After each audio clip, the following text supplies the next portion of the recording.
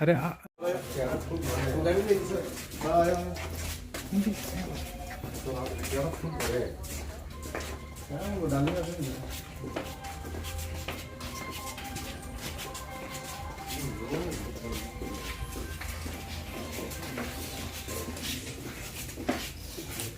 আমাদের তারাই এগুলি দেখিয়ে দেয়, তো দেখা যাওয়ার পর আমরা এগুলি সিজ করে নিয়ে আসি। এখন একটা তাদের বিরুদ্ধে আমরা একটা সতর্কতা মামলা নিচ্ছি। মামলা নেওয়ার পরে তাদেরকে কালকে আমরা কোর্টে ফরওয়ার্ড করব। বাজার অনুমানে কত হইবে তারা চলে এটার আনুমানিক 70,000 টাকা জিনিসগুলির আনুমানিক বাজার মূল্য। কতজন চোর ধরা কি কি নাম ছিল স্যার? একজনের নাম হচ্ছে সুভাষ দেববর্মা আর একজন অর্জুন দেববর্মা। তারা দুজন বন্ধু বান্ধবের মতোই এবং দুঃসম্পর্কে আত্মীয় হতে পারে, জানা গেছে এখন পর্যন্ত।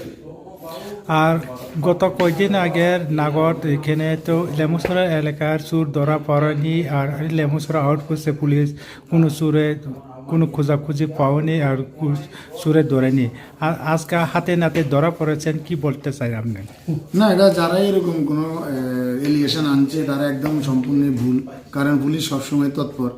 আমরা সবসময় নাইট ডিউটি করি, কিন্তু চোরেরা সবসময় পুলিশকেও ফলো করে এবং তারা তাদের কাজ চালিয়ে যায়।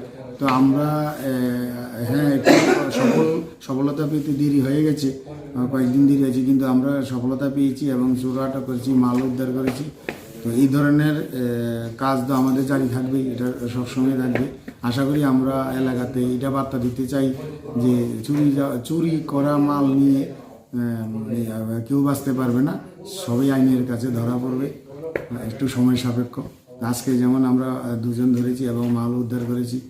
তো এবার যারা আমাদের বিরুদ্ধে যদি এরকম কোনো এলিগেশন দিয়ে থাকে, তো তাদের এটা ভুল। তাদের জানা উচিত যে পুলিশ সবসময় চোর এবং চুরি যাওয়া মাল উদ্ধারের পিছনে সবসময় তৎপর থাকে এবং সম্পূর্ণভাবে এই কাজের পিছনে পুলিশ সবসময় অভিযান চালিয়ে যাবে।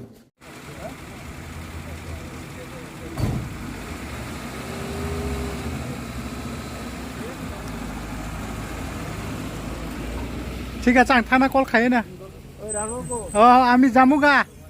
হ্যাঁ।